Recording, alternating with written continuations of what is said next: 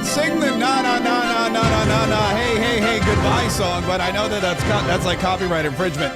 So we'll just say, ding dong, the witch is dead. Witch, old witch.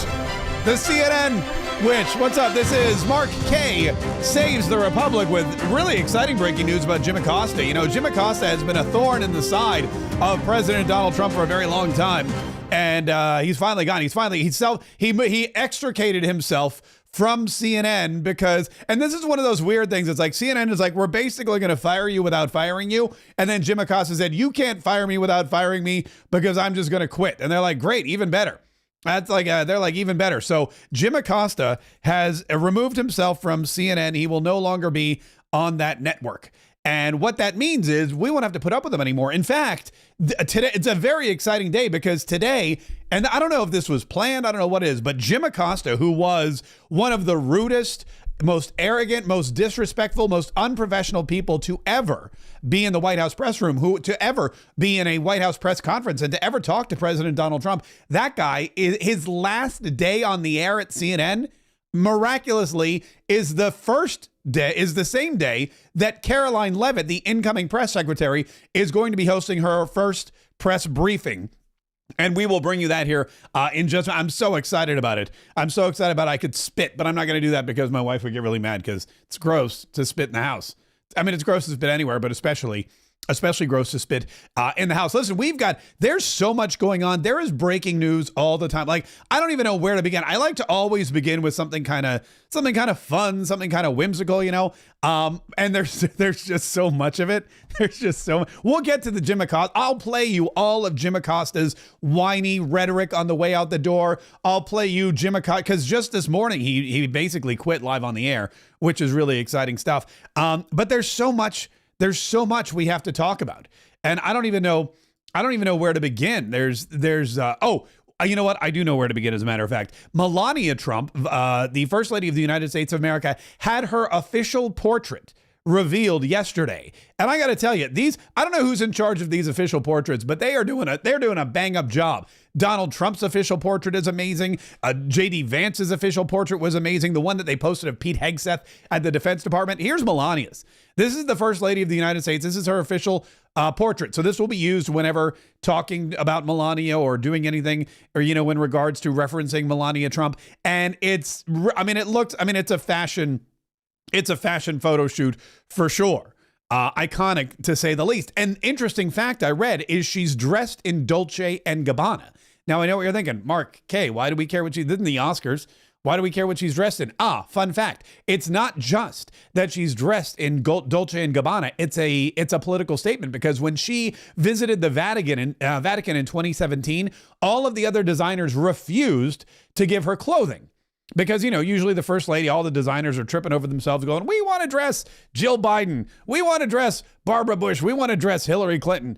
All that kind of crap. But Dolce & Gabbana said, oh, no, yeah, we'd love to dress Melania Trump. And now look, years later, she never forgot that. She never forgot that of all the designers, Dolce & Gabbana was the one that said, we are proud that you're our First Lady, and we would be thrilled to dress you as you visit the Vatican. So she returned the favor by wearing this Dolce & Gabbana tuxedo-looking outfit in her official portraits. That's kind of interesting. Then there was something else that popped up. Look at this. Representative Anna Paulina Luna has introduced legislation to carve President Trump on Mount Rushmore.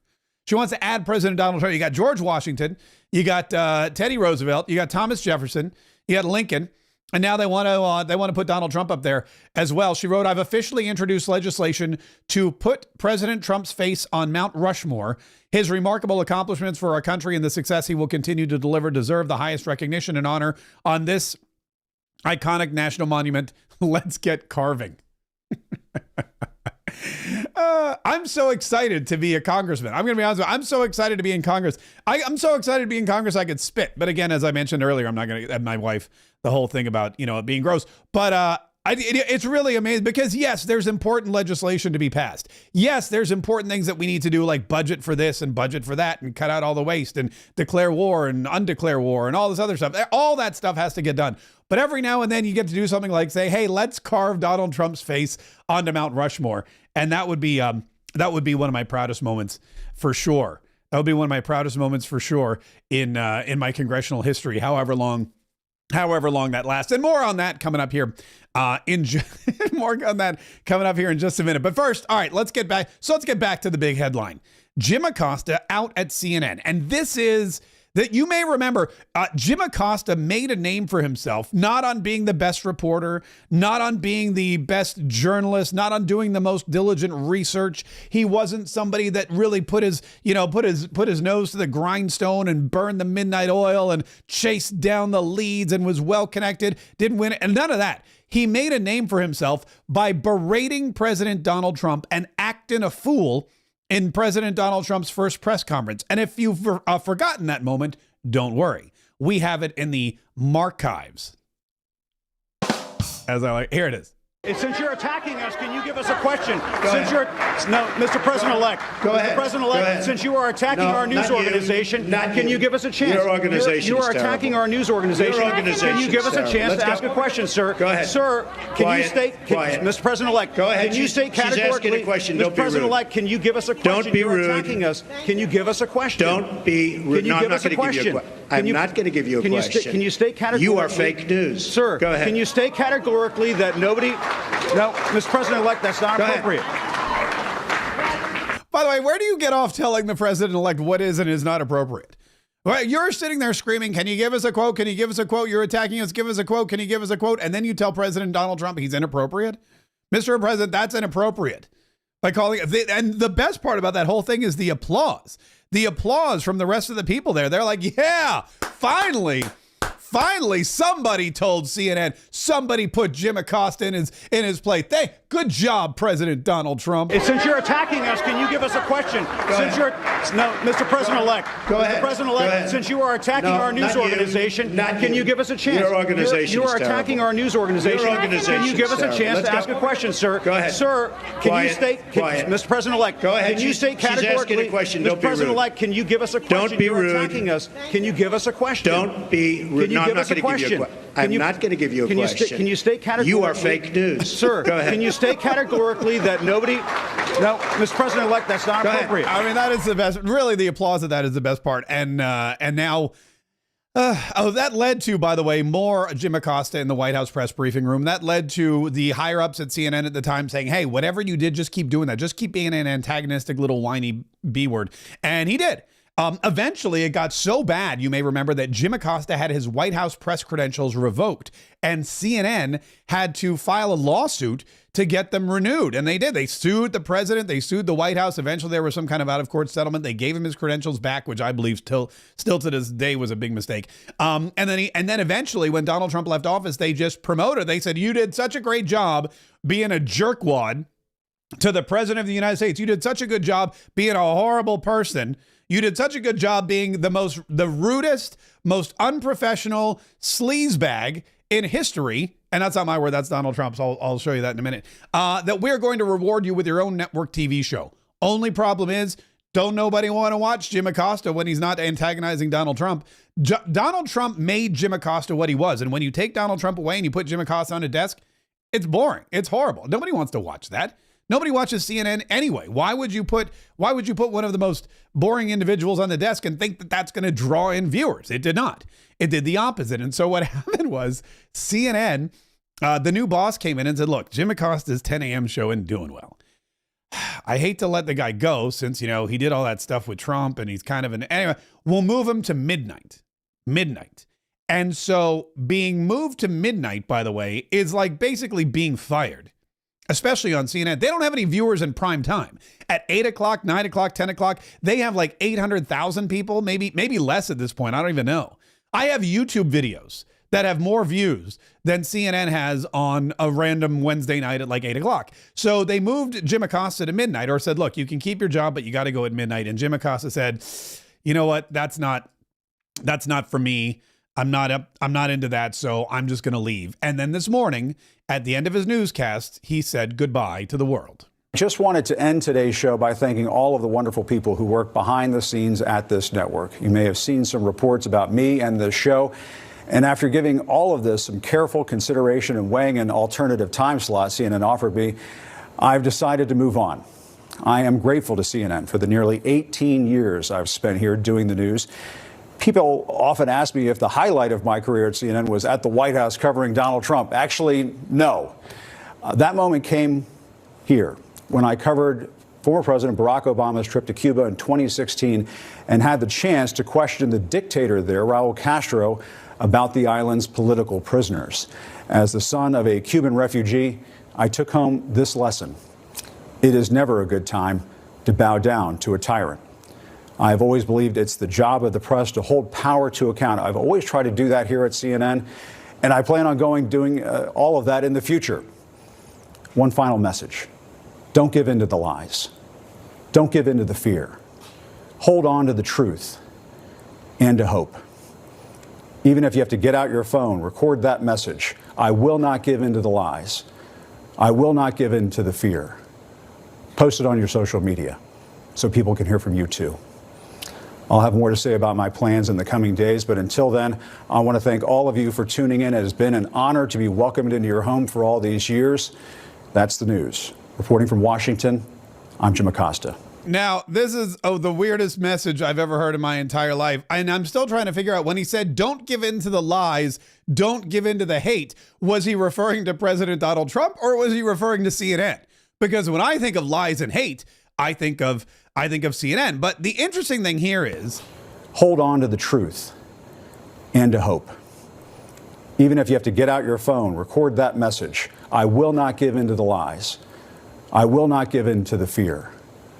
Post it on your social media so people can hear from you too. Okay, so he's basically trying to get a hashtag trending. He's trying to tell people to take out their phones and post, I will not give in to the lies, I will not give in to the fear on their social media.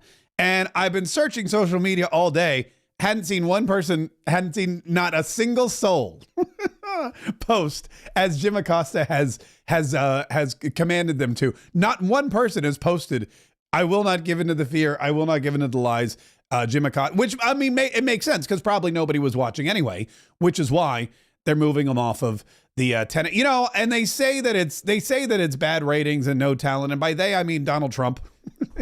Donald Trump took to Truth Social this morning and said, wow, really good news.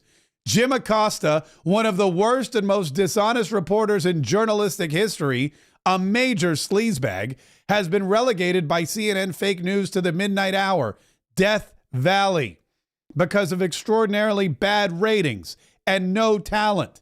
Word is that he wants to quit, and that would be even better. Jim is a major loser who will fail no matter where he ends up. Good luck, Jim. So Donald Trump, and the good luck Jim at the fair is sleazebag, bad ratings, Death Valley, loser, and then a hearty good luck, Jim, right there at the very end. That, Donald Trump, he always wants to leave you on a positive note. And a lot of people say that it's the bad ratings. A lot of people say it's the dislikable demeanor. A lot of people say that it's just, the no talent. I think the fact that Jim Acosta never really figured out how to report on news and instead continued to try to antagonize any Republican or conservative that came on his broadcast is really what did him in. And in fact, just last week, Tim Burchett, you may remember, Tim Burchett was on CNN and berated Jim. I mean, this is the last thing I remember watching Jim Acosta do, was get basically schooled by Tim Burchett, who reminded him that more people are watching SpongeBob on the Cartoon Network than CNN. Is covered on CNN. What you're saying, this is not Fox, Congressman. You can't just spin a tail and pull the wool over people's eyes. Yeah. This is CNN. This is the news. We are asking you to come on and tell the truth. And that's why more people are watching the Cartoon Network SpongeBob reruns right now, Jim. That is a classic. I say give Tim Burchett the spot. I would watch Tim Burchett on CNN at 10 a.m. As opposed to Jim. I mean, I don't watch CNN at all, really, but I would definitely watch Tim Burchett talk about his PB&Js and all the stuff going on at Capitol Hill and reruns of SpongeBob SquarePants. So really just kind of a tumultuous, interesting day over at CNN. And like I said, it all happened on this day, which is exciting for another reason.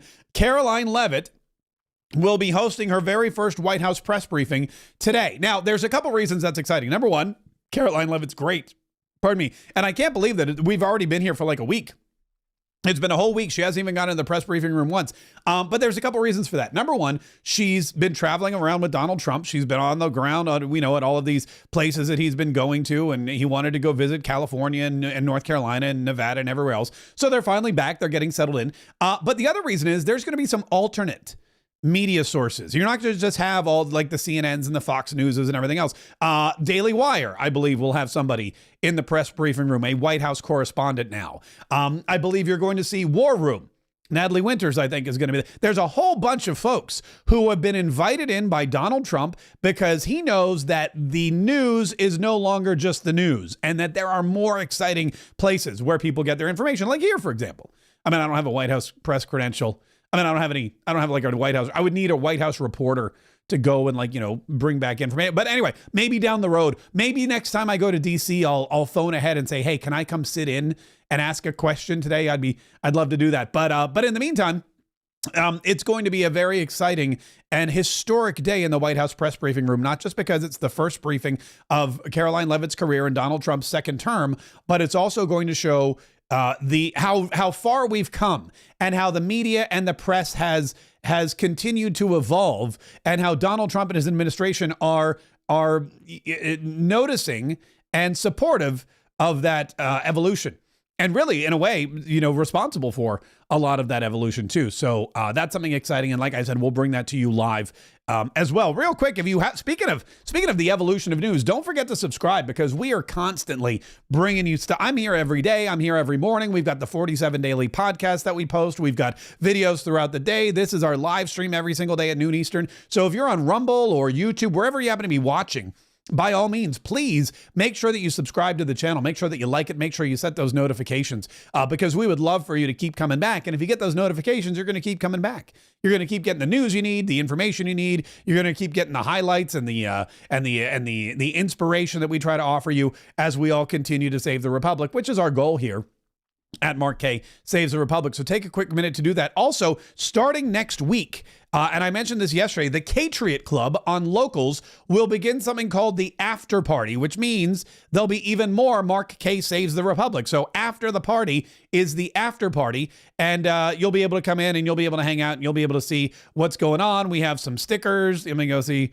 We have the free stickers you can get. There's a coupon code for you to save 25% off of pretty much everything that you want to get. Everything your little heart desires. And then, of course, every single day starting next Monday, we will be bringing you the after party, which is very exciting. It's going to be something that I've been looking forward to. It's going to be our opportunity to give you an extended program. So after this show ends, you'll still get like an hour and a half, hour, 15 minutes, whatever it is of this show. But then afterward, we're going to dip into the Kayetriot Club at the Locals feed, and we're going to do another, 30 minutes or so, however long. We're just going to party until they kick us out, until it's closing time. And that's something I'm really looking forward to. If you're interested, go to Kayetriots.com and subscribe. It's subscriber only or supporter only. Or if you're watching on Rumble, fun fact, on Rumble, there's a little red button that you can just click. It'll take you right to our Locals page, and you can get hooked up with that as well. All right, let's get back to Donald Trump because Donald Trump did some really exciting stuff yesterday. He was in Doral, Florida at his golf course, and he was hosting a conference of Republican Congress people, or I guess the congressional committee, whatever it is. And he had a lot of things to say, dropped a lot of bombs, and in true Donald Trump fashion, introduced some new and exciting agenda items, some new and exciting ideas that he hadn't floated prior or, publicly prior before yesterday. And that's why you always have to watch. Whenever Donald Trump comes on TV, whenever there's a press conference, you have to watch. Whenever Donald Trump starts speaking, whenever they break in, you have to watch. Any network that doesn't cover Donald Trump does so to their detriment. And he knows this is all planned. He knows, he knows whenever he takes the stage, he better have some kind of new soundbite, some kind of new exciting announcement that no one's ever heard before, because that's going to keep people coming back for more, and that's going to keep him going viral. And he did not disappoint yesterday. He had a bunch of stuff that he wanted to explain to us. And the first one was that he's going to tariff the you-know-what out of other countries and may even tariff them so much that we will have no more, get this, federal income tax. America is going to be very rich again, and it's going to happen very quickly.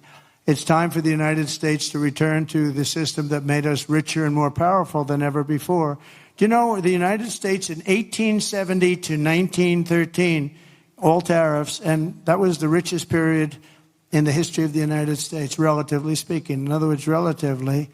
And they set up the Great Tariff Commission of 1887, and this commission had one function: what to do with all the money that we took in. It was so enormous that they had no idea. It was a blue ribbon committee. It was set up 1887, and what to do with all of the money that we had. And again, Teddy Roosevelt was a beneficiary, because when McKinley was killed, he took over this vast sum of money, and he did all of those national parks and all of the other things. And I'm not knocking him, but he was given a vast amount of money, and that was all made through tariffs. We had no income tax. The income tax came in 1913.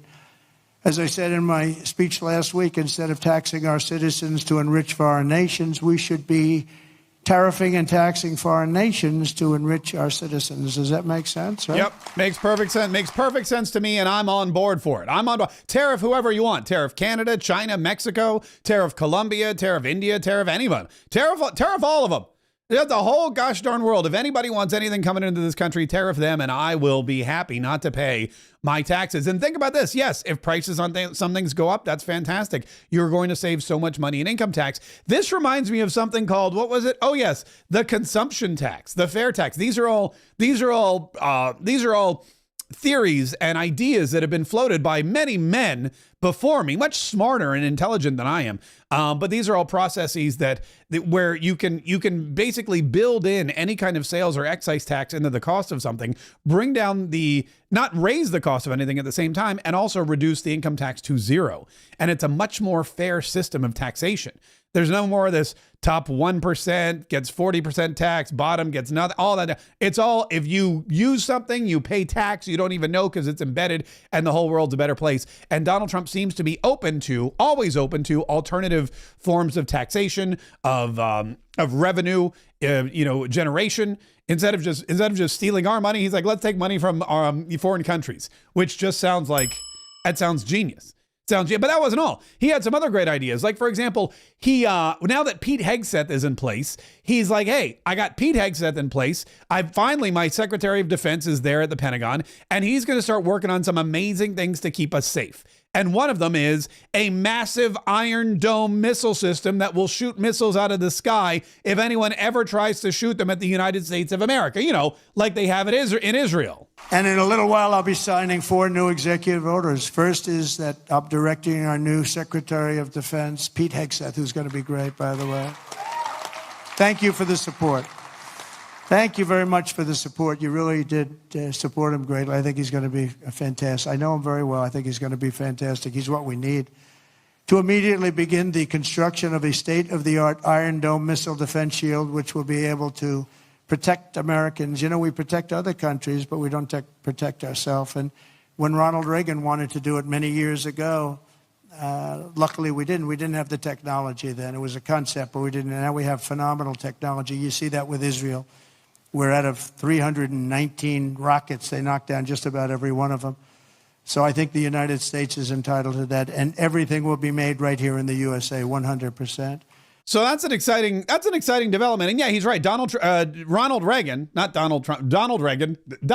We should just start calling him Donald Reagan. It makes more sense. Ronald Reagan had the Star Wars program that he floated, but he's right. Back then, the technology was astronomical, and we were just coming off of the Cold War, and it was something that was a great idea, little out of our reach. Nowadays, however, with the technology where it is, and with missile systems as advanced as they are, and with all of the practice we've had building and maintaining the Iron Dome in Israel, we know exactly how to do it.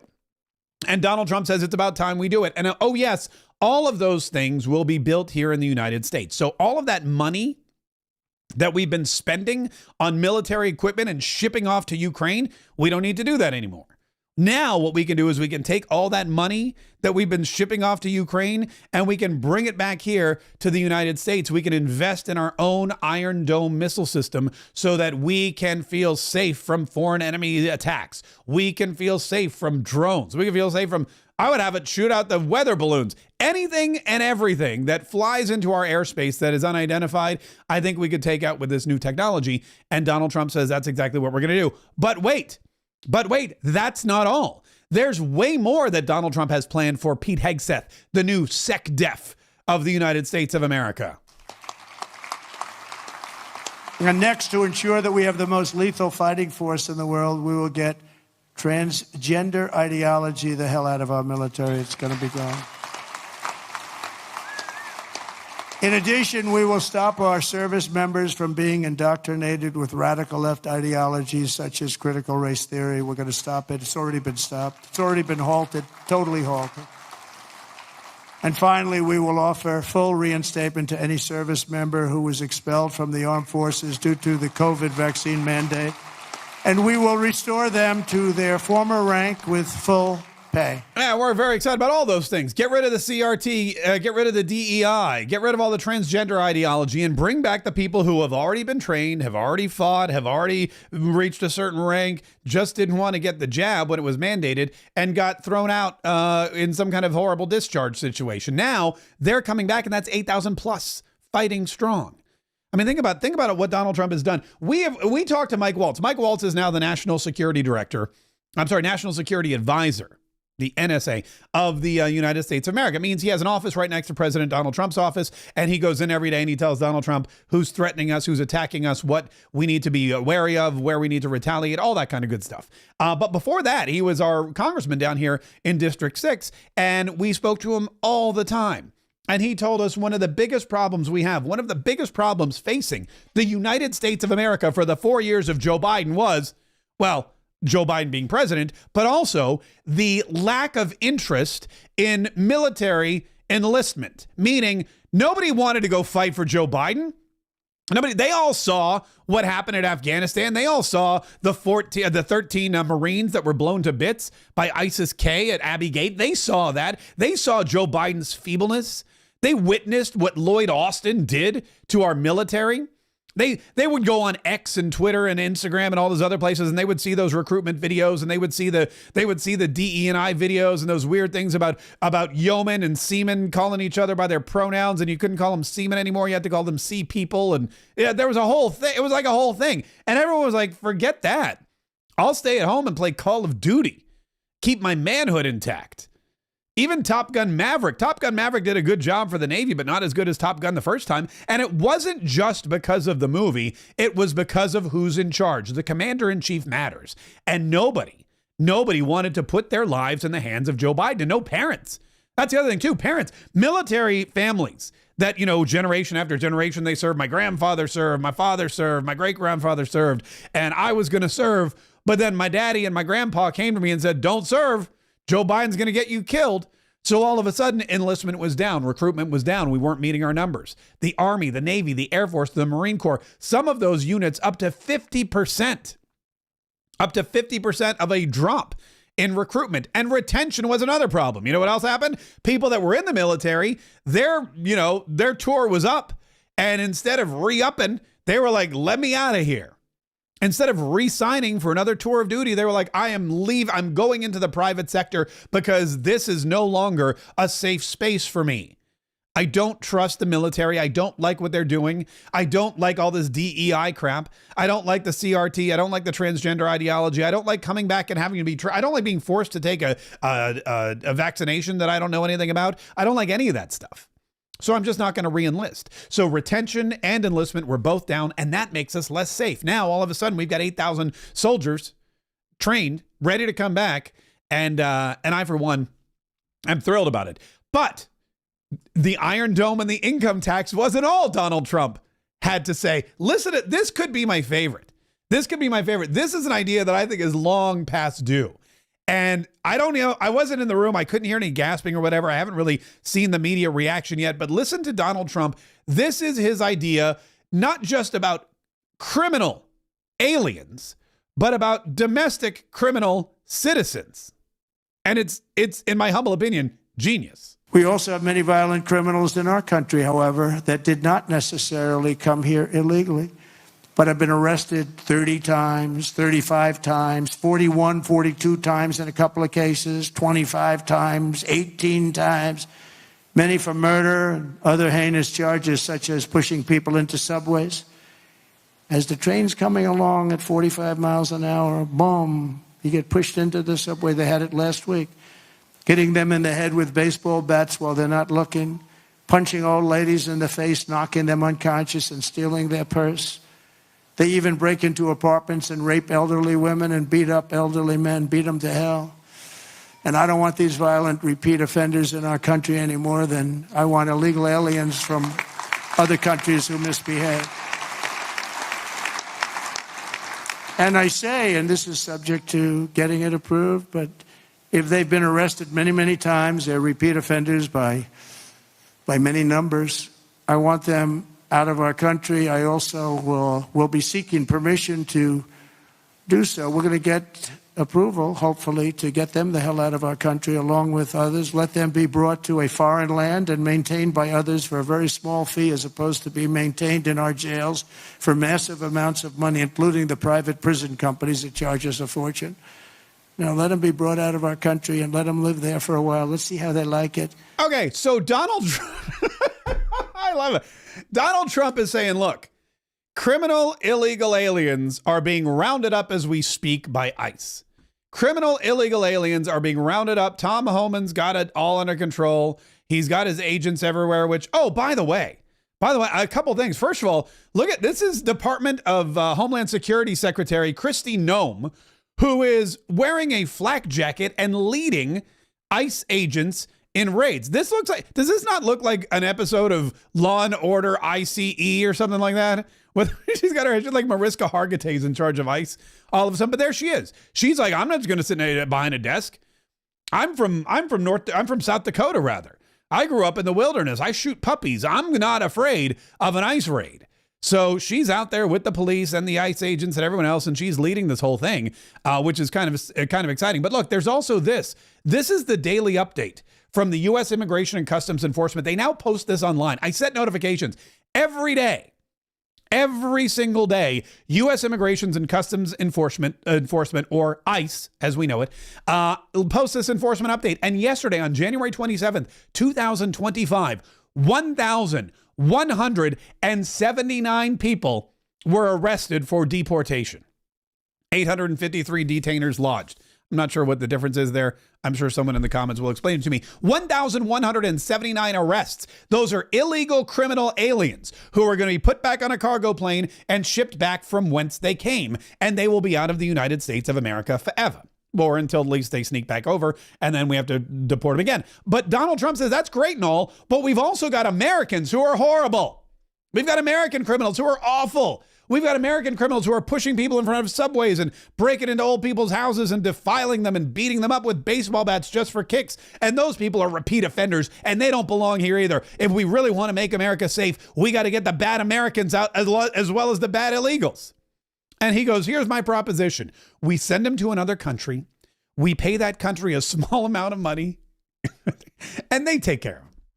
And I'm thinking to myself, that's genius. We spend way too much per capita per criminal in this country. The amount of money that we spend on 3 squares a day and education and rehabilitation and psychological programming and prison systems and guards and blah, blah, and parole and safe house. I don't even know what there is, but it's exorbitant. To keep an inmate alive in a prison for their entire life is millions and millions of dollars. We could give a fraction of that to some third world country or some other country, ship them over there, and whether they spend the money taking care of them or not our business. But let them see what it's like inside of an El Salvadoran prison. Let them see what it's like inside of a Venezuelan prison. In fact, I would argue, and I haven't been in a lot of prisons, just one or two. I've been in a lot of prisons, but I would hazard that the United States of America penal system is the nicest, cushest, most bougie prison system there is. And that any other country in the world, if you send somebody to the prison system, they're not going to have it as nowhere near as nice as they have it here. And what country wouldn't love to get a big fat check from the United States of America, and all they have to do is throw a bunch of criminals in a pit and toss some food at them a couple times a day? Oh, they'd love it. They'd love it. And Donald Trump thinks that that's a great, not just the criminal illegal aliens, but we've got some criminal American citizens we need to deal with too. Speaking of criminal illegal aliens, there was a lot of hubbub. There was a lot of hype. There was a lot of angst and anger when Donald Trump sent the military to the border. Remember, he sent 1,500 military troops to the border to secure our border, which is what the military is supposed to do. The military is supposed to protect our sovereignty. They're supposed to protect our country. If there's an invasion, if the Mexican army drove their tanks, do they have tanks? I don't know if the Mexican army have tanks. If the Mexican army mounted their burros and rode across into the United States of America. I don't know what the Mexican army looks like. If they did that, we would fully expect the United States military to beat back and fight back and push back the invasion. Basically, it's an invasion at the southern border, so Donald Trump sends the troops. He sends 1,500 of them, and that's just the first wave. And everyone's all up in arms. Why are we sending the military? This isn't a military issue. We have border patrol. This is just going to exacerbate things. Oh, yeah? Here's why we send the military. Because the enhanced security measures at the border are causing the cartels in Mexico, who make a living off of trafficking things back and forth, but across the border.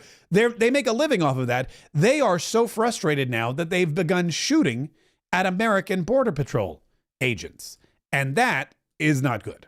Suspected cartel gunmen in Mexico fire shots at Border Patrol agents in Fronton, Texas. This all happened about 1 hour ago. Law enforcement tells Bill Malugin it happened as cartel members tried to bring a group of illegal immigrants across the river. The agents fired back. No one on either side was hit. The group of illegal immigrants did not make it across the Red River. Now, So here's how this works. You've got cartel members. You've got all these people, and their job, the way they make their money is by bringing drugs across the border, by bringing, girls and whatnot, and boys probably, for human trafficking across the border. They go to these families and they say, give me all your dinero and I'll help you get in. These coyotes, right? They get in there and they they take all your money and they say, all right, we're going to get you across the border. And they cross the river and they don't care if anyone drowns on the way. It's no skin off their back. And they do whatever they can, but the border is their business. The border is their cash cow. Getting things back and forth across the border was the way they made money. And it was easy money for a long time. It was for 4 years. It was easy money. Whatever, guns, drugs, humans, whatever it was, they could just get across. They could go back. They could get across. And they were living the lavish lifestyle in the lap of luxury, and the cartels were rolling in it. Well, now Donald Trump has enhanced border security. He brought in 1,500 troops. He solidified the border. They're hanging up razor wire. They've got even more Border Patrol agents. And so it's more difficult. It ain't as easy to cross the border anymore. In fact, it's gosh darn hard. And so these people are starving, not just the people trying to cross the border, but the cartels. They're like, oh, Dios mío, necesito dinero. So they want to get their wares into the United States. So what do? They start firing. And that's one of the reasons why. And Donald Trump knows this. Look, when you start to keep people out, those people that want to come in, they're not going to go quietly. They're going to get angrier. They're going to get more violent. And that's when things get deadly. And if they get violent, we need to make sure we're prepared. So we should probably send, 1,500 troops to the border. And that's exactly what Donald Trump did. You want to know what else Donald Trump did? Donald Trump also sent troops. This is my favorite. Donald Trump also sent troops to California to turn on the water. He basically invaded California. The whole 47 Daily, if you missed the 47 Daily this morning, you got to go back and check it out, because the 47 Daily was all about Donald Trump invading California. He met with Gavin Newsom. Gavin Newsom didn't turn the water back on. Gavin Newsom was not the best for his citizens. He wasn't putting his citizens first. He was more concerned with the Delta smelt and all these other things. So Donald Trump said, forget it. I'm going to go. We'll send the military and turn on the water. This is from his Truth Social this morning. The United States military just entered the great state of California and, under emergency powers, turned on the water, flowing abundantly from the Pacific Northwest and beyond. The days of putting a fake environmental argument over the people are over. Enjoy the water, California. So California has water. California has water, and it's all because Donald Trump said, this is ridiculous.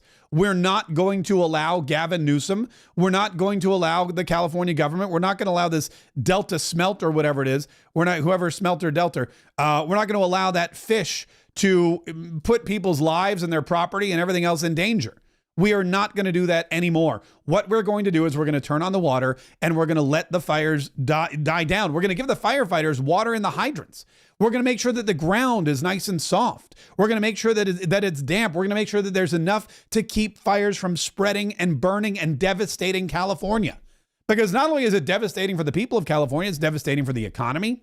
It's devastating for the environment. All these environmentalists who thought they were going to be saving, they thought we're going to be saving the environment. We're going to be saving all of these trees and plants and forest creatures and whatnot. No, the forest is gone.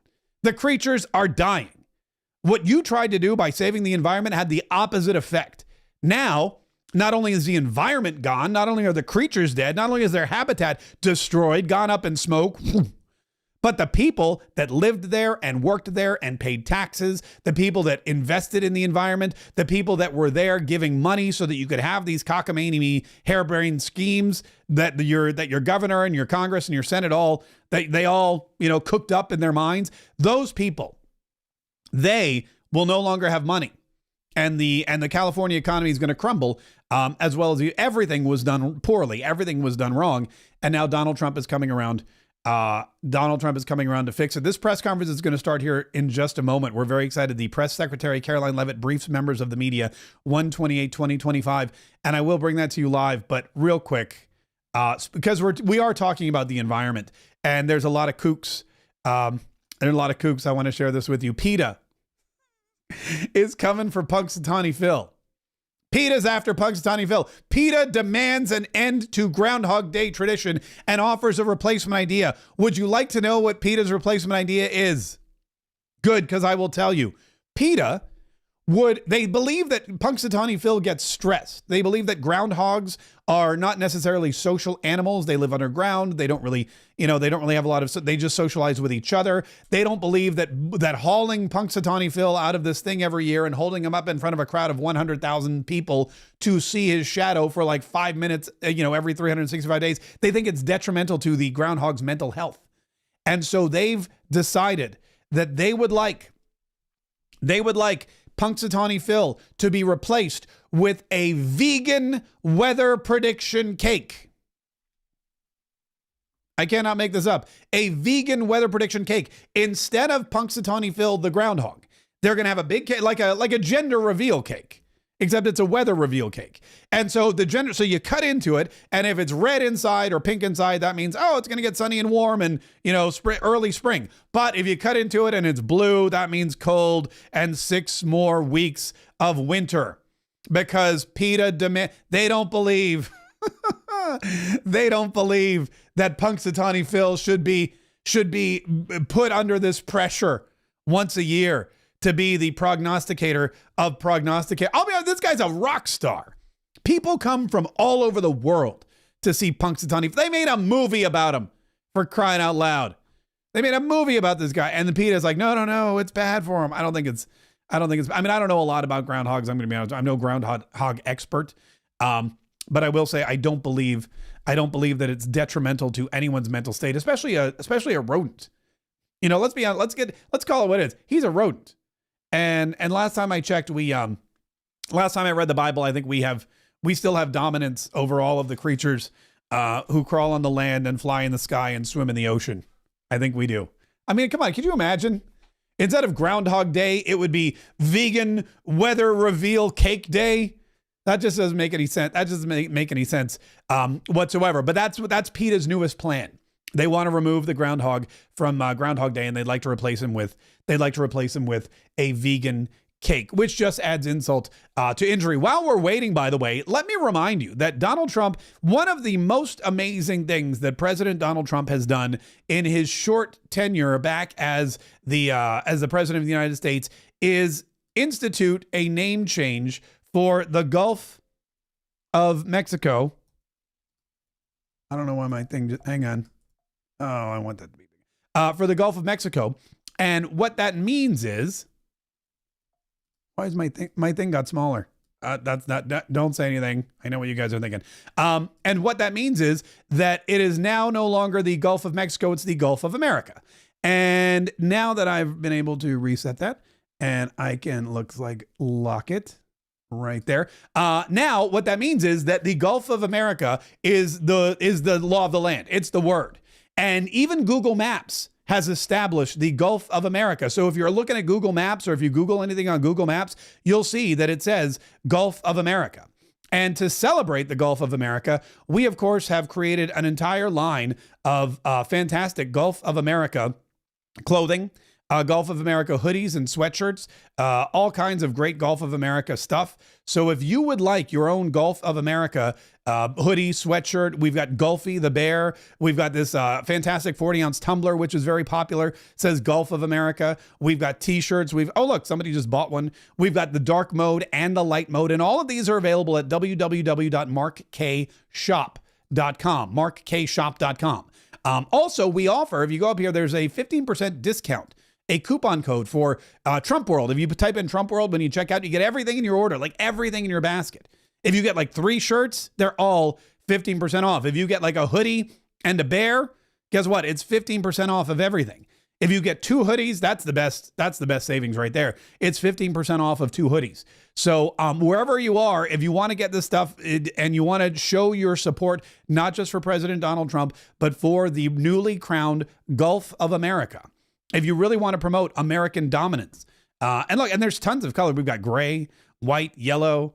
There's the pink. There's the light blue. I mean, these yellow ones, by the way, I made these. I go, is anyone going to want to buy these? I think this is our most popular color. People love the yellow, which makes sense because it's sunny. It's Florida. It's very tropical looking. So if you're interested, let me just refresh this, make sure we're not missing anything on the press briefing. Nope. So if you're interested, go to markkaysshop.com.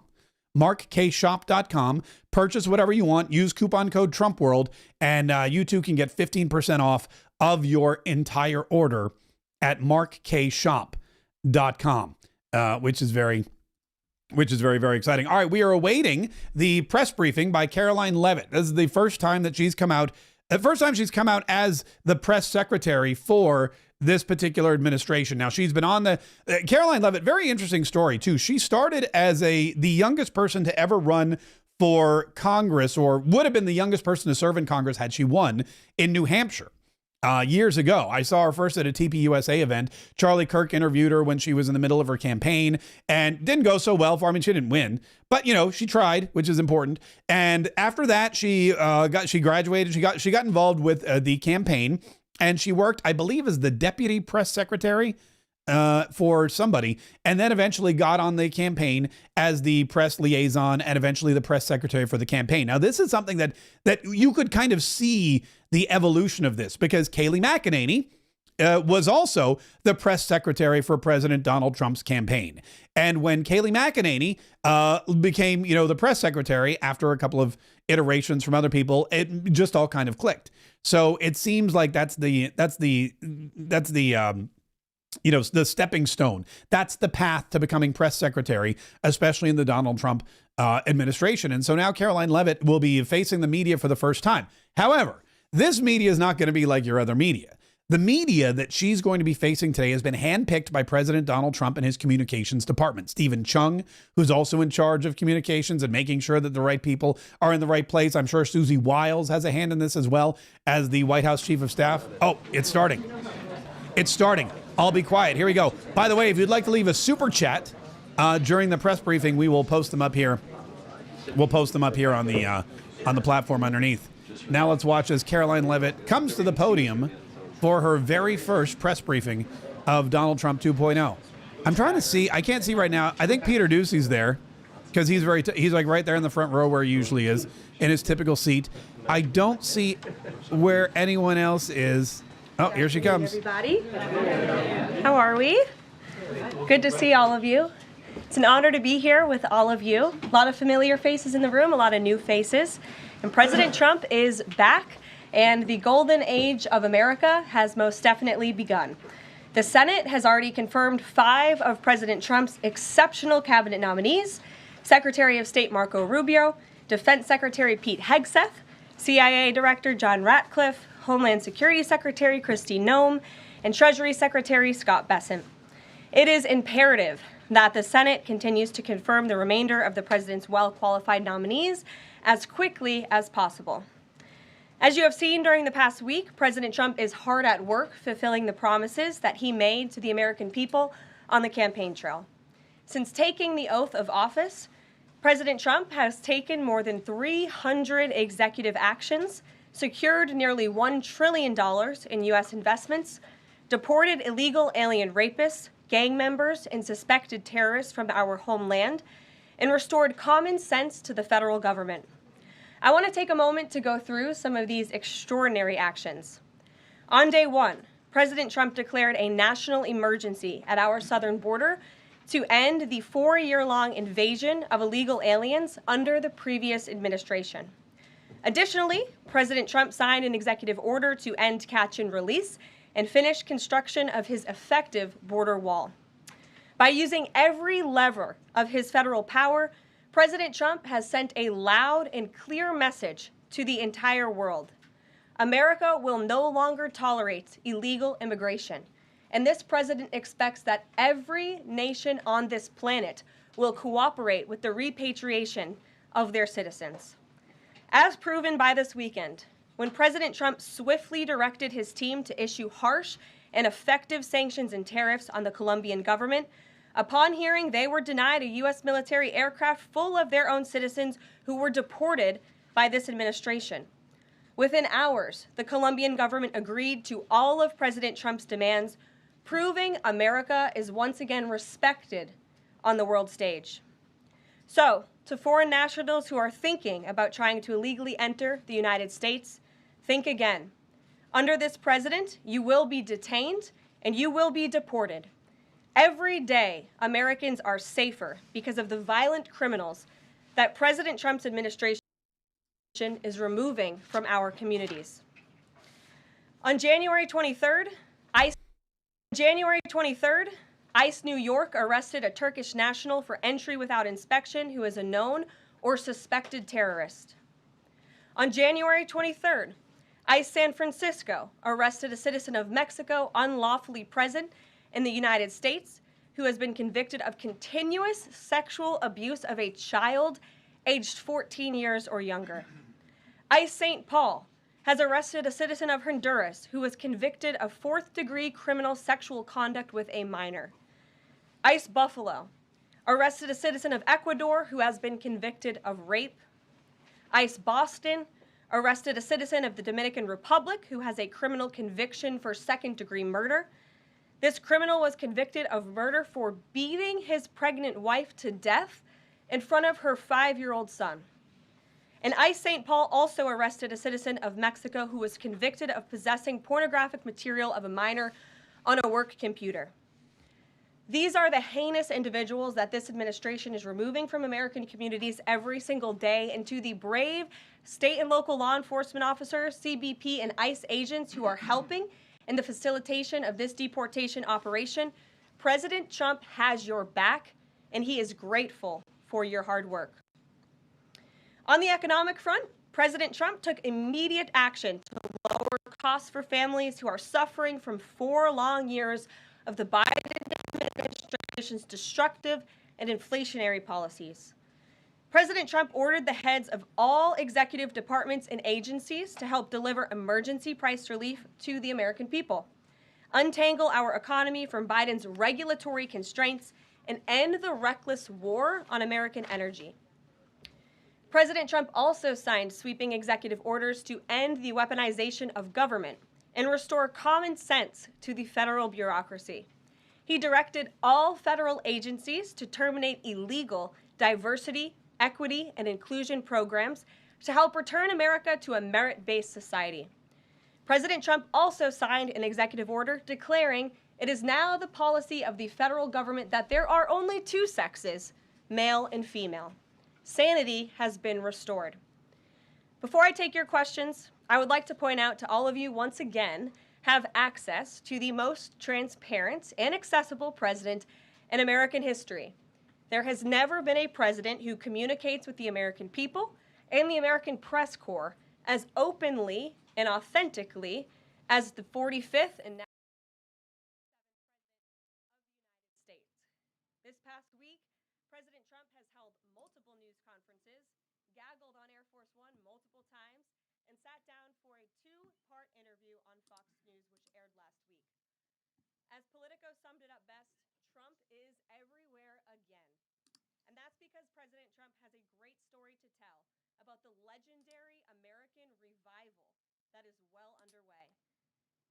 And in keeping with this revolutionary media approach that President Trump deployed during the campaign, the Trump White House will speak to all media outlets and personalities, not just the legacy media who are seated in this room. Because according to recent polling from Gallup, Americans' trust in mass media has fallen to a record low. Millions of Americans, especially young people, have turned from traditional television outlets and newspapers to consume their news from podcasts, blogs, social media, and other independent outlets. It's essential to our team that we hear President Trump's message everywhere and adapt this White House to the new media landscape in 2025. I'm excited to announce the following changes will be made. Historic James S. Brady briefing room, where Mr. Brady's legacy will endure. This White House believes strongly in the First Amendment, so it's why our team will work diligently to restore the press passes of the 440 journalists whose passes were wrongly revoked by the previous administration. We're also opening up this briefing room to new media voices who produce news-related content and whose outlet is not already represented by one of the seats in this room. We welcome independent journalists, podcasters, social media influencers, and content creators to apply for credentials to cover this White House. And you can apply now on our new website, whitehouse.gov/newmedia. Starting today, this seat in the front of the room, which is usually occupied by the press secretary's staff, will be called the new media seat. My team will review the applications and give credentials to new media applicants who meet our criteria and pass United States Secret Service requirements to enter the White House complex. So in light of these announcements, our first questions for today's briefing will go to these new media members whose outlets, despite being some of the most viewed news websites in the country, have not been given seats in this room. And before I turn to questions, I do have news directly from the President of the United States that was just shared with me in the Oval Office from President Trump directly, an update on the New Jersey drones. After research and study, the drones that were flying over New Jersey in large numbers were authorized to be flown by the FAA for research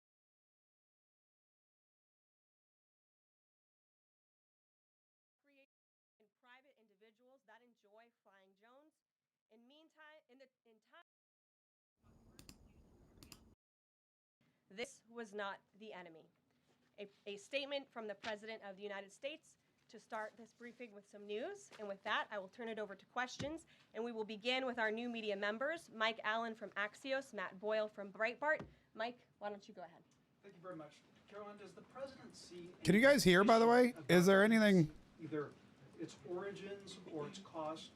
I don't know why the sound's all messed up. Ability to make these models quicker, cheaper, affect our thinking about expanding generation data centers, chip manufacturing? Sure. The president was asked about DeepSeek last night on Air Force One when he gaggled for, I think, there no the third or sound? fourth time throughout the weekend with members of the traveling press corps.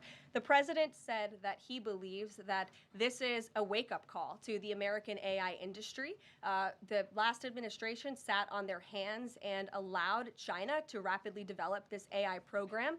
And so President Trump believes in restoring American AI dominance. And that's why he took very strong executive action this past week to sign executive orders to roll back some of the onerous regulations on the AI industry.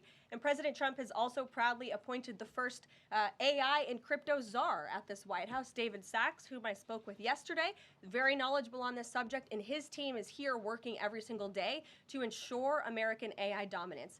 As for the national security implications, I spoke with NSC this morning. They are looking into what those may be, and when I have an update, I will share it with you, Mike. And Caroline, you say restore U.S. dominance. Is there a fear that the U.S. either is falling or has fallen behind?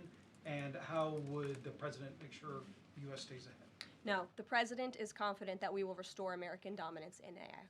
Yeah, so Caroline, first of all, thank you to you and President Trump for actually giving voices to new media outlets that represent millions and millions of Americans.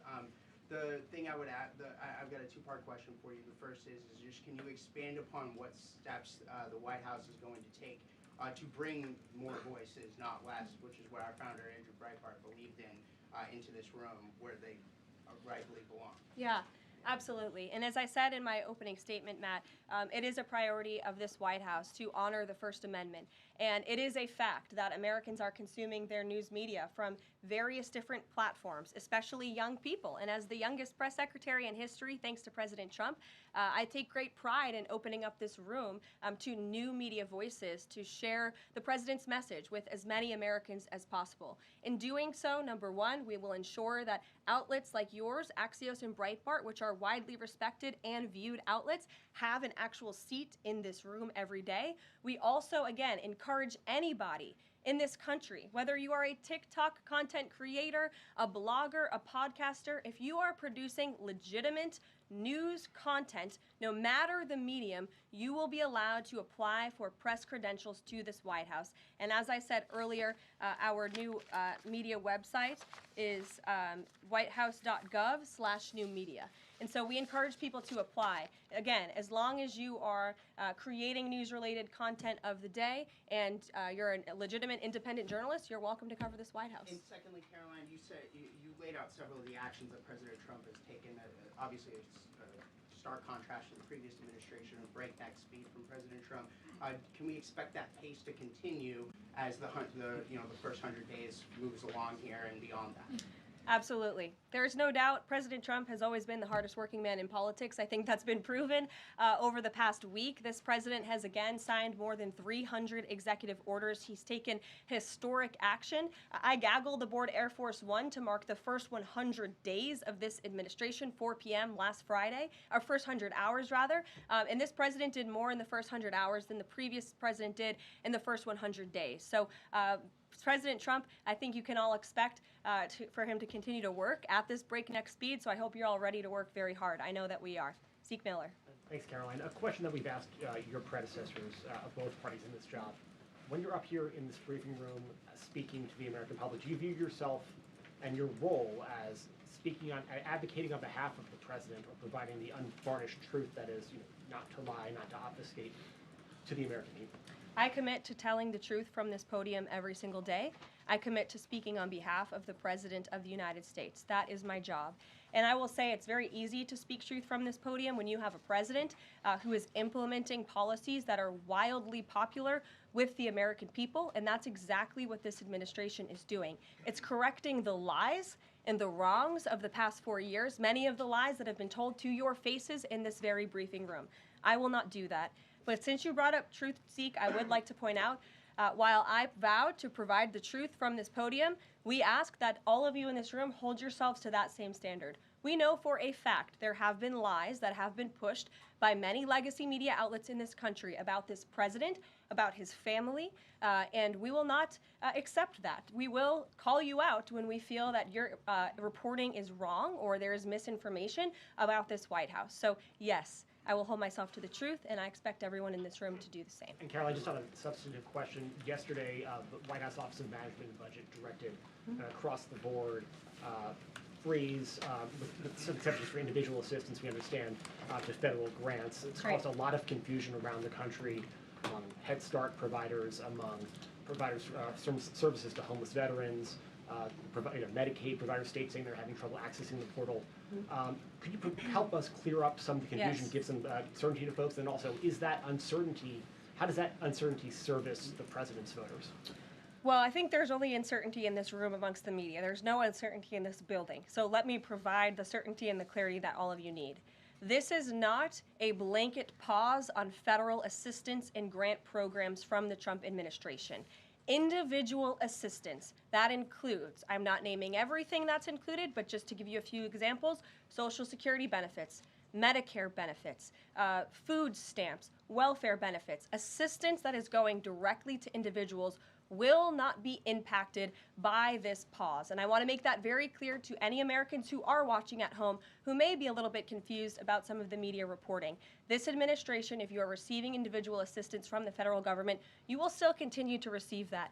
However, it is the responsibility of this president and this administration to be good stewards of taxpayer dollars. That is something that President Trump campaigned on. That's why he has launched DOGE, the Department of Government Efficiency, who is working alongside OMB. And that's why OMB sent out this memo last night, because the president signed an executive order directing OMB to do just this. And the reason for this is to ensure that every penny that is going out the door is not conflicting with the executive orders and actions that this president has taken. So what does this pause mean? It means no more funding for illegal DEI programs. It means no more funding for the Green New scam that has cost American taxpayers tens of billions of dollars. It means no more funding for transgenderism and wokeness across our federal bureaucracy and agencies. No more funding for Green New Deal social engineering policies. Again, people who are receiving individual assistance, you will continue to receive that. And President Trump is looking out for you by issuing this pause because he is being good steward of your taxpayer dollars. Thanks, Caroline. Sure. How long is this pause going to last, and how is the Trump administration recommending that organizations that rely on federal funding make payroll, pay their rent in the meantime?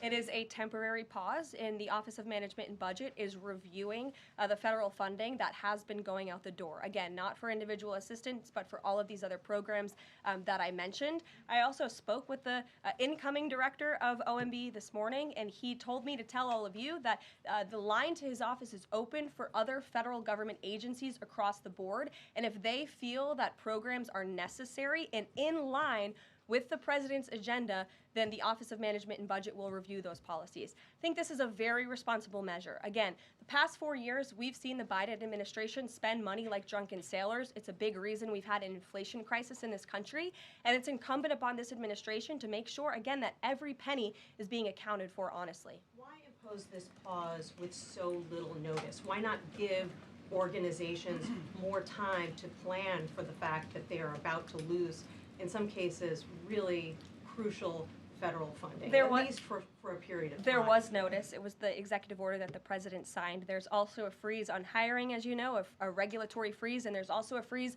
on foreign aid. And this is, again, incredibly important to ensure that this administration is taking into consideration how hard the American people are working. And their tax dollars actually matter to this administration. You know, just during this pause, DOGE and OMB have actually found that there was $37 million that was about to go out the door to the World Health Organization, which is an organization, as you all know, that President Trump, with the swipe of his pen in that executive order, is no longer wants the United States to be a part of. So that wouldn't be in line with the president's agenda.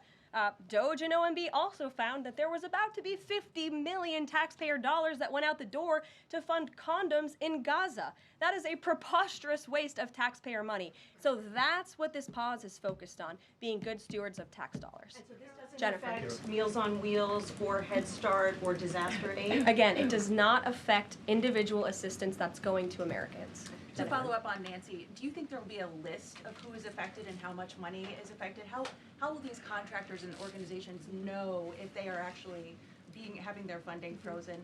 And then secondly, if you're willing, can you just clarify, is the end goal of this to essentially challenge Congress or to prove that the president can withhold federal funding? In other words, is this an attempt to pick a fight to prove that he can do this? No, absolutely not. As it says right here in the memo, which I have, and I'd encourage all of you to read it, it says the American people elected President Trump to be the president of the United States and gave him a mandate to increase the impact of every federal dollar. This memo requires federal agencies to identify and review all federal financial assistance programs and supporting activities consistent with the president's policies and requirements. The American people gave President Trump an overwhelming mandate on November 5th, and he's just trying to ensure that the tax money going out the door in this very bankrupt city actually aligns with the will and the priorities of the American people. Brian Glenn. Yes. Welcome. You look great. You're doing a great job. Thank you talked you. about transparency, and some of us in this room know how just transparent President Trump has been the last 5 or 6 years. I think you'll do the same. My question is, do you think this latest incident with the president of Colombia is indicative of the global, powerful respect they have for President Trump moving forward, not only to engage in economic diplomacy with these countries, but also world peace? Mm-hmm. Absolutely. I'll echo the answer that the president gave on Air Force One last night when he was asked a very similar question by one of your colleagues in the media. This signifies peace through strength is back. And this president will not tolerate illegal immigration into America's interior. And he expects every nation on this planet, again, to cooperate with the repatriation of their citizens who illegally entered into our country and broke America's laws. Won't be tolerated. And as you saw, the Colombian government quickly folded and agreed to all of President Trump's demands. Flights are underway once again. Deanna. Two questions on deportations, if I may. President Trump had said on the campaign trail that he would deport pro-Hamas students who are here on visas. And on his first day in office, he signed an executive order that said, quote, the U.S. must ensure that admitted aliens and aliens otherwise already present in the U.S. do not bear hostile attitudes towards its citizens, culture, government, institutions, or founding principles. So should we take this executive order as Trump saying he would be open to deporting those students who are here on visas but, hold pro-Hamas sympathies? The president is open to deporting individuals who have broken our nation's immigration laws. So if they are here illegally, then certainly he is open to deporting them. And that's what this administration is hard at work at doing. We receive data from DHS and from ICE every single day. From what we hear on the ground, ICE agents are feeling incredibly empowered right now because they actually have a leader in this building who is supporting them in doing their jobs that they were hired to do, which is to detain, arrest, and deport illegal criminals who have invaded our nation's borders over the past 4 years. That's what the president is committed to seeing. Peter. Very quickly, just following up on the question on immigration first. President Trump, during the course of the campaign in 2024, said the following about illegal immigration. He said, they're going back home where they belong, and we start with the criminals. There are many, many criminals. NBC News has learned that ICE arrested 1,179 undocumented immigrants on Sunday, but nearly half of them, 566 of the migrants, appear to have no prior criminal record besides entering the country illegally. Is the president still focused exclusively, which is a civil crime, it's not criminal? It's a federal crime. So I'm asking though, he said he was going to focus on those violent offenders first. So is violent offenders no longer the predicate for these people to be deported? The president has said countless times on the campaign trail, I've been with him at the rallies, I know you've been there covering them too, Peter, that he is focused on launching the largest mass deportation operation in American history of illegal criminals. And if you are an individual, a foreign national, who illegally enters the United States of America, you are, by definition, a criminal. And so therefore, you are subject to deportation. I apologize for interrupting. So to be clear, it's not violent criminals do not receive precedence in terms of the deportations taking place. The president has also said two things can be true at the same time. We want to deport illegal criminals, illegal immigrants from this country, but the president has said that, of course, the illegal criminal drug dealers, the rapists, the murderers, the individuals who have committed heinous acts on the interior of our country and who have terrorized law-abiding American citizens, absolutely, those should be the priority of ICE, but that doesn't mean that the other illegal criminals who entered our nation's borders are off the table. Understood. Then let me ask you a separate question about the confusion that still exists across the country right now as it relates to the freeze or the pause as it's described. President Trump, of course, ran one of the key policy items was that he was going to lower prices, lower the cost of everything from groceries, as he often said.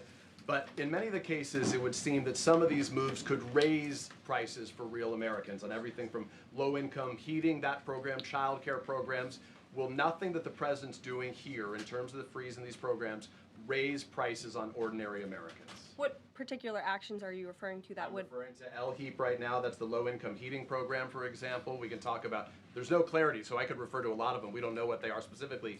Can you tell us that LHEAP is not one of those affected? So you're asking a hypothetical based on programs that you can't even identify. What I can tell you is that since you guys haven't identified, let's do it together just for Americans at home. Medicaid, is that affected? I gave you a list of examples: Social Security, Medicare, welfare benefits, food stamps that will not be impacted by this federal pause. I can get you the full list after this briefing from the Office of Management and Budget. But I do want to address the cost cutting because that's certainly very important. and cutting the cost of living in this country. President Trump has taken historic action over the past week to do that.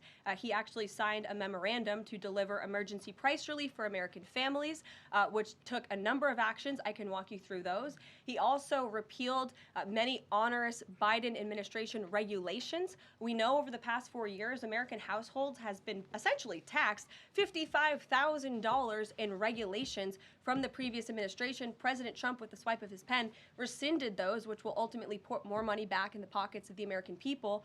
So deregulation is a big deal. And then when it comes to energy, I mean, the president signed an executive order to declare a national energy emergency here at home, which is going to make America energy dominant. We know that energy is one of the #1 drivers of inflation. And so that's why the president wants to increase our energy supply to bring down costs for Americans. The Trump energy boom is incoming, and Americans can expect that. Please share that. Thank you. Caroline, I think some of the confusion may be here with this pause on federal funding. You've made it clear you're not stopping funds that go directly to individuals, but there certainly are lots of organizations that receive funding and then may pass along a benefit. Meals on Wheels, for one. They provide meals for over 2.2 million seniors. What is the president's message to Americans out there, many of whom supported him and voted for him, who are concerned that this is going to impact them directly, even if, as you said, the funding isn't coming directly to their wallet? I have now been asked and answered this question 4 times. To individuals at home who receive direct assistance from the federal government, you will not be impacted by this federal freeze. In fact, OMB just sent out a memo to Capitol Hill with Q&A to clarify some of the questions and the answers that all of you are asking me right now. Again, direct assistance will not be impacted. I've been asked and answered about this OMB memo. There's many other topics of the day. Jackie Heimer. But indirect assistance, Caroline, if it's going to another organization and then trickling down. Direct assistance that is in the hands of the American people will not be impacted. Again, as I said to Peter, we will continue to provide that list as it comes to fruition. But OMB right now is focused on analyzing the federal government's spending, which is exactly what the American people elected President Trump to do. And one question on immigration, Caroline, on immigration. Of the 3,500 arrests ICE has made so far since President Trump came back into office, can you just tell us the numbers? How many have a criminal record versus those who are just in the country illegally? All of them, because they illegally broke our nation's laws and therefore they are criminals as far as this administration goes. I know the last administration didn't see it that way, so it's a big culture shift in our nation to view someone who breaks our immigration laws as a criminal, but that's exactly what they are. You made a point with the worst first. They all have a criminal record? And welcome to the briefing If they room. broke our nation's laws, yes, they are criminal, yes. Thank you. On stripping security details for figures like John Bolton, Pompeo, Brian Hook, Senator Tom Cotton said that he's seen the intelligence and the threat from Iran is real for anyone who played a role in the Soleimani strike. He voiced concern it wouldn't just impact those individuals, but potentially their family, innocent bystanders, friends, anyone who's near them when they're out in public. Is the president open to reconsidering his decision? The president was asked and answered this yesterday, and he was firm in his decision despite some of the comments that you had referenced, and he's made it very clear that he does not believe American taxpayers should fund security details for individuals who have served in the government for the rest of their lives, and there's nothing stopping these individuals that you mentioned from obtaining private security. That's where the president stands on it. I have no updates on that. Is there any concern that this decision might jeopardize the administration's ability to hire the best advisors for these kinds of positions in the future? No, in fact, I've talked to the Presidential Personnel Office, who has told me directly that there is such an influx of resumes for this administration that it's incredibly overwhelming. There is no lack of talent for the Trump administration. Reagan Reed. Would he take any responsibility if anything happened to these people? Would he feel at all that his decision was a factor in that? The president was asked and answered this yesterday. I defer you to his comments. Caroline. Reagan. Center in the back row, I hear you. The back row hasn't gotten much attention in the last 4 years, so I'm happy to answer your question. I can project. Does the president intend to permanently cut off funding to NGOs that are bringing illegal foreign nationals to the country, such as Catholic Charities? I am actually quite certain that the president signed an executive order that did just that, and I can point you to that. One more, Caroline. President Trump issued an executive order on increased vetting for refugees in visa applications. Right.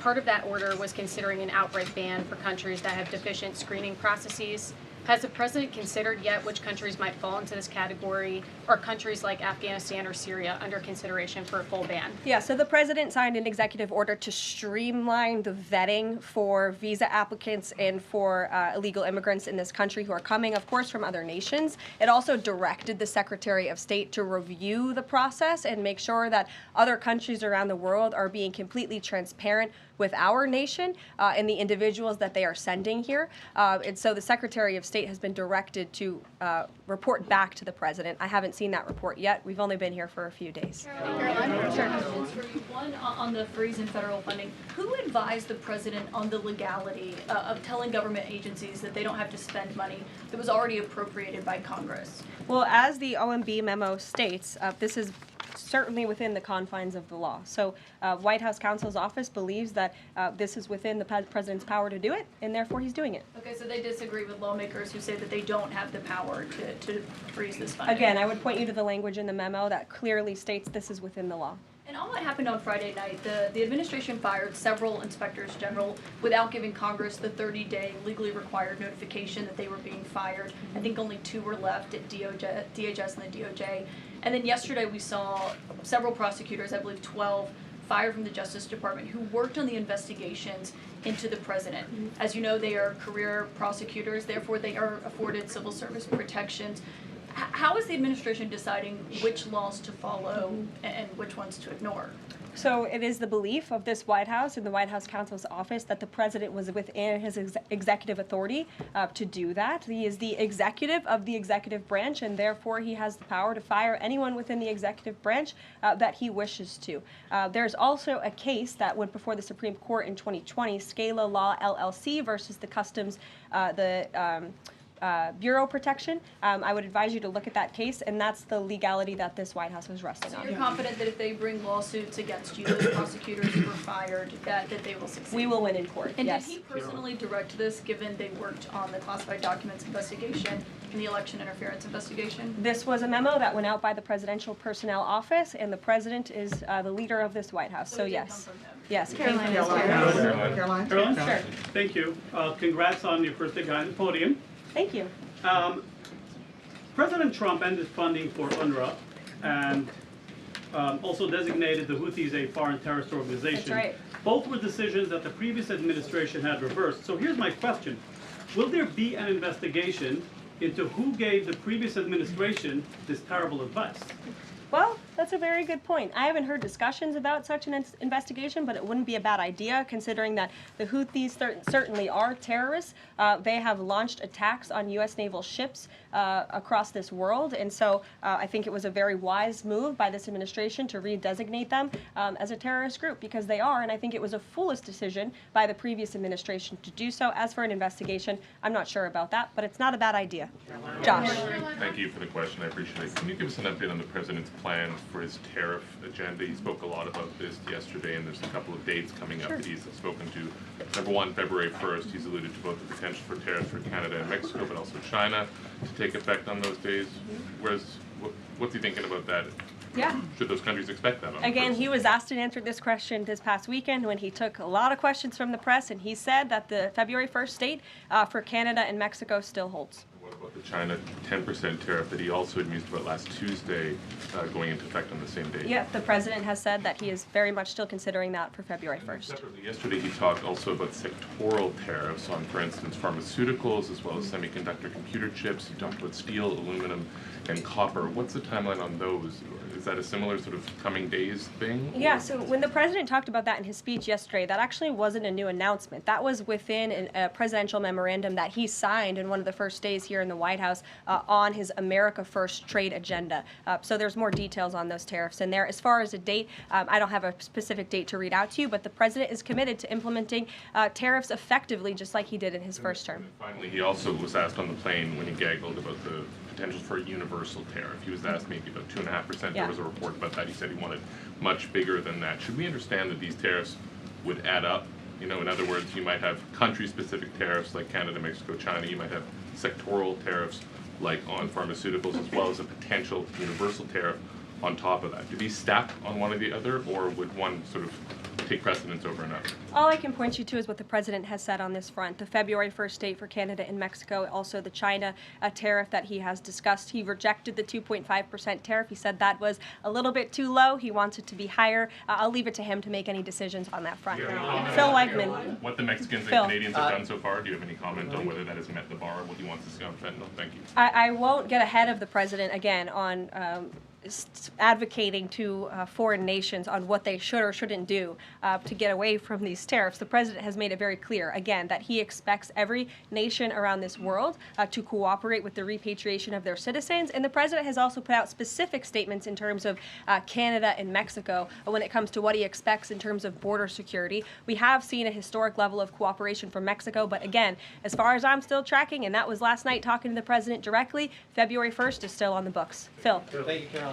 Quick programming note and then a question on taxes. Programming note. Well, in terms of programming, Sounds should we fun. expect to see you here every day? How frequently will these press briefings be? It is a good question, April. So look, the president, as you know, is incredibly accessible. First day here, he wanted all of you in the Oval Office. You got a 60-minute press conference with the leader of the free world while he was simultaneously signing executive orders. I may add that's pretty impressive. I don't think the previous office holder would be able to pull such a thing off.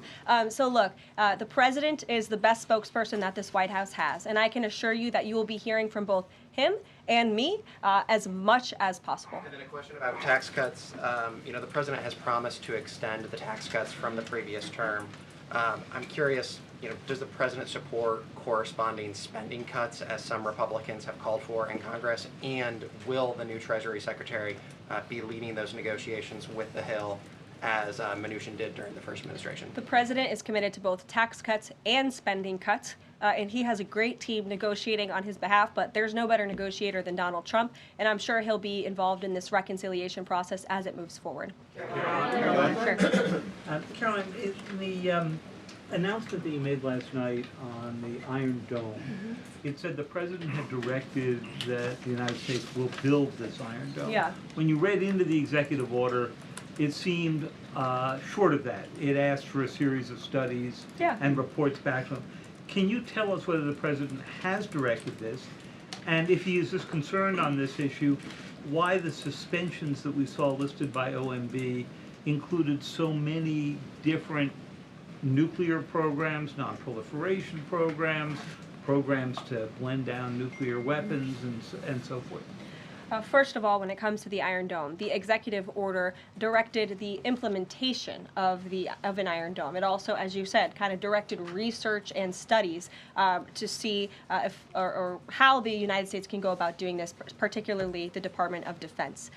When it comes to the other question that you asked about those specific programs, again, I would say this is not a ban. This is a temporary pause and a freeze to ensure that all of the money going out from Washington, D.C. is aligned with the president's agenda. And as the Office of Management and Budget has updates on what will be kickstarted once again, I will provide those to you. Just to clarify for a sec what you were saying before on Medicaid.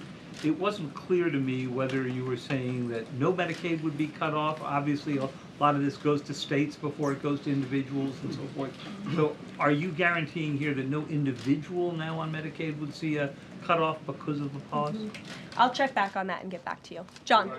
Thanks a lot, Caroline. As you know, in the first week that the president was in office, signed an executive order as it relates to birthright citizenship, trying to eliminate that. Now, 22 state attorney generals have said that this is unconstitutional. A federal judge has just agreed with their argument. What's the administration's argument for doing away with birthright citizenship?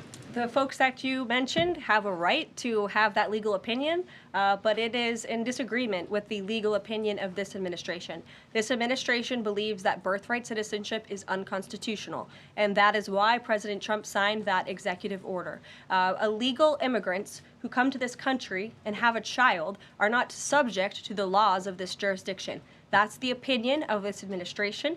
We have already appealed the lawsuit that was filed against this administration, and we are prepared to fight this all the way to the Supreme Court if we have to, because President Trump believes that this is a necessary step to secure our nation's borders and protect our homeland. Monica. On foreign policy, Caroline, on foreign policy, if I may. The president's commitment to the NATO Defense Alliance, is it as strong as the prior administration? Is it the same as when he served as president in his first term in office? As long as NATO pays their fair share, and President Trump has called on NATO allies to increase their defense spending to 5%. You actually saw the head of NATO at Davos last week on Bloomberg television saying that President Trump is right, and if Europe wants to keep itself safe, they should increase their defense spending. I would just add that there was no greater ally to our European allies than President Trump in his first term. The world for all nations in Europe, and of course here at home, was much safer because of President Trump's peace through strength diplomatic approach. Monica. Thank you. Sorry for the audio issues. I think Finally be called on as well. we should be okay now. Appreciate that. You're welcome. Of course, we know President Trump just got back from North Carolina and California meeting with victims of natural disasters. There's the 2-year anniversary of the East Palestine, Ohio toxic train derailment. Does the president have any plans to go visit the victims of that toxic spill or just visit in general? No plans that I can read out for you here. If that changes, I will certainly keep you posted. What I can tell you is that President Trump still talks about his visit to East Palestine, Ohio. That was one of the turning points, I would say, in the previous election campaign, where Americans were reminded that President Trump is a man of the people, and he, as a candidate, visited that town that was just derailed by the train derailment, no pun intended, and he offered support and hope. Just like I saw the president do this past week, it was a purposeful decision by this president on his first domestic trip to go to North Carolina and to California to visit with Americans who were impacted by Hurricane Helene and also by the deadly fires. A red state and a blue state, both of which feel forgotten by the previous administration and the federal government. That is now ended under President Trump. He will continue to put Americans first, whether they're in East Palestine, in Pacific Palisades, or in North Carolina. Caroline Levitt, by the way, a lot of people are asking what her name is. Her name is Caroline Levitt, and she is, yes, the new press secretary for the second Trump administration. The water has been turned back on in California, and this comes just days after President Trump visited Pacific Palisades, and as you all saw, applied tremendous pressure on state and local officials in Pacific Palisades, including Los Angeles Mayor Karen Bass, to turn on the water and to direct that water to places in the south and in the middle of the state that have been incredibly dry, which has led to the expansion, the rapid expansion of these fires. So could you clarify what the military's role was, where the water came from, and how it got there? Again, the Army Corps of Engineers has been on the ground in California to respond to the devastation from these wildfires, and I would point out that just days after President Trump visited the devastation from these fires, the water was turned on. That is because of the pressure campaign he put on state and local officials there who clearly lack all common sense. And I will never forget being at that roundtable with the president last week and hearing the frustration in the voices of Pacific Palisades residents who feel as though their government has just gone insane. Before President Trump showed up on the scene, Karen Bass was telling private property owners that they would have to wait 18 months to access their private property. So this administration, the president and his team that's on the ground in California, Rick Grinnell, who he has designated to oversee this great crisis, it will continue to put pressure on Karen Bass and state and local officials to allow residents to access their properties. This is a huge part of it. These residents want to take part in their own clearing out of their properties. They should be able to do that. It's the United States of America. What happened to our freedom? Clearly it's gone in California, but not anymore under President Trump. She's hit her stride now. Now she's like into it. Thank you. Now that the nerves are out, she's like really, she's nailing will it. minority serving institutions, preferably colleges and universities, have those monies held back temporarily at this moment? Again, I have not seen the entire list because this memo was just sent out. So I will provide you all with updates as we receive them, okay? Also, secondly, when it comes to immigration, there is this southern border focus. What happens to those who've overstayed their visas? That is part of the broken immigration system. In 2023, there was a report by the Biden administration, the Homeland Security Department, that said overstays of visas were 3 times more than usual. Will there be a focus on the overstays for visas as well? If an individual is overstaying their visa, they are therefore an illegal immigrant residing in this country, and they are subject to deportation. And also, yes. lastly, as we're dealing with anti-DEI, anti-woke efforts, we understand this administration is thinking about celebrating Black History Month. Have you got any word on that? Anything that you can offer to us? As far as I know, this White House certainly still intends to celebrate, and we will continue to celebrate American history and the contributions that all Americans, regardless of race, religion, or creed, have made to our great country, and America is back. Christian Day Talk. Thanks, Caroline. Just real quick, you mentioned the inflation executive order the president signed, but egg prices have skyrocketed since President Trump took office. So what specifically is he doing to lower those costs for Americans? Really glad you brought this up, because there is a lot of reporting out there that is putting the onus on this White House for the increased cost of eggs. I would like to point out to each and every one of you that in 2024, when Joe Biden was in the Oval Office, or upstairs in the residence sleeping, I'm not so sure, egg prices increased 65% in this country. We also have seen the cost of everything, not just eggs. Bacon, groceries, gasoline have increased because of the inflationary policies of the last administration. As far as the egg shortage, what's also contributing to that is that the Biden administration in the Department of Agriculture directed the mass killing of more than 100 million chickens, which has led to a lack of chicken supply in this country, therefore a lack of egg supply, which is leading to the shortage. So I will leave you with this point. This is an example of why it's so incredibly important that the Senate moves swiftly to confirm all of President Trump's nominees, including his nominee for the United States Department of Agriculture, Brooke Rollins, who is already speaking with Kevin Hassett, who's leading the economic team here at the White House, on how we can address the egg shortage in this country. As for costs, I laid out the plethora of ways that President Trump has addressed saving costs for the American people over the past week. He looks forward to continuing to doing that in the days ahead. Thank you guys so much. We'll see you soon. One more border question. Are Medicaid portals down in all 50 states? And there she goes. There you go. That was pretty good. I'll be honest with you. That was really impressive. That was a great first press conference press briefing rather by Caroline Leavitt. And just to recap, she handled, you could see some of the reporters thought that she was going to be easy to manhandle. She was not at all. She came prepared, no binder. She had all the answers ready to go. She knew what the talking points would be. She didn't get ahead of the president. Nothing really flustered her. I could tell as time went on, it seemed like she got more and more confident. It was, not that she was shaky at the beginning, but you're out there and you're being watched by, pretty much everybody.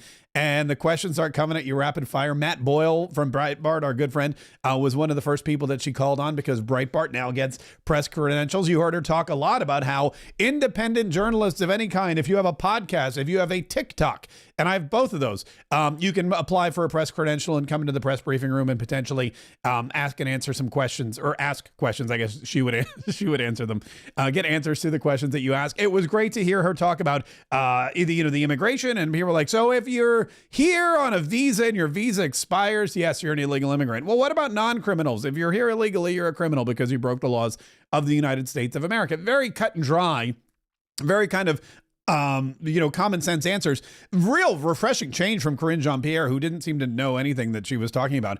But it was fun to watch. It was exciting to see. And that's exactly that's why she was chosen, number one. And you're going to see more and more of that as the days go on. Now, the interesting thing is too, they asked about her, how often are you going to be doing this? And she said, look, if it's not me, it's President Donald Trump. And President Donald Trump, that guy is always talking to the press. He's constantly out there talking to the press. He's probably out there talking to the press right now.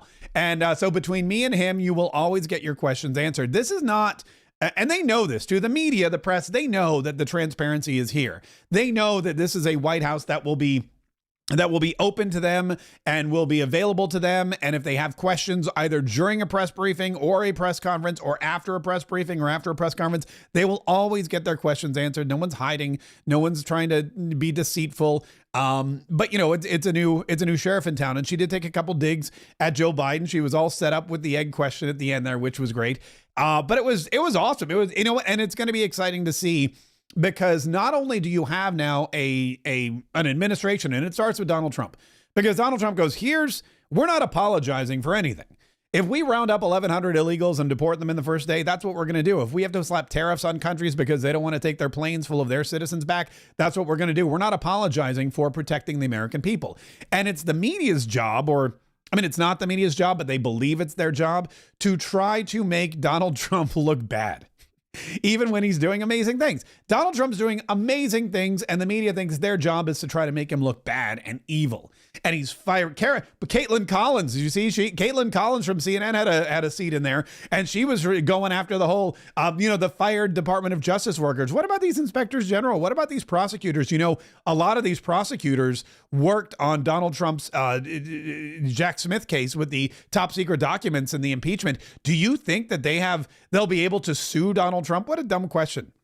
Why would you ask? Do you think that they can sue Donald Trump? And she's like, Donald Trump can fire anyone. He's the chief executive of the United States of America. And if they try to bring a case, we believe that we are confident, and we believe that we will win in a court of law. So that's basically what it is. Anyway, listen, it was fun to watch. I'm excited. I'm excited for the press briefings again. I know we had some audio issues on a couple of the platforms, and we'll work on correcting those faux show. But in the meantime, thank you so much for joining me today. This was so much fun. And also, don't forget, if you want to grab your swag, markkaysshop.com is the place to be. markkaysshop.com is the place to be right at this moment. And you can grab your Mark Kaye stuff, Gulf of America hoodies and t-shirts. In addition to that, by the way, we do still have the Donald Trump portrait tees. And these are also very popular. People love this portrait of Donald Trump, the official portrait of Donald Trump. And they want a t-shirt. Wait, where did it go? They want a t-shirt with the official portrait of Donald Trump on it. So you're more than welcome to grab one of those. Also, of course, there's hoodies. And this mug has to be it's Donald Trump's mug on a mug. Donald Trump's mug on a mug, which is also it's also a fantastic gift for yourself if you'd like. And if you just want official Kayetriot gear, we've got that as well. All the official Kayetriot gear, the men's tanks, the women's tank tops. There's hoodies there. There's the Brighter Future collection, which, by the way, I wore this sweatshirt out the other day. I have this one here. I have this dark gray one. And I think I have the black one. Anyway, but it's got on the back Donald Trump's iconic quote, America's future will be bigger, better, bolder, brighter, happier, stronger, freer, greater, and more united than ever before. And I wore that out and I forgot. Because, on the front, it just says my name. It says Mark Kaye. And then on the back, it has that quote. And I forgot about the quote. And people kept coming up going, dude, I love your sweatshirt. Dude, cool sweatshirt. And I'm like, thanks, bruh. And then I realized, oh, yeah, it's not because my name's on the front. It's because Donald Trump's quote is on the back. And then, of course, if you want any of your Mark Kaye Saves the Republic stuff, it's all right here. You can get the apron if you're into cooking. That'd be cool. That's a great way I would go out and barbecue in that any day of the week. So markkaysshop.com is where you go. And there is a coupon code for 15% off.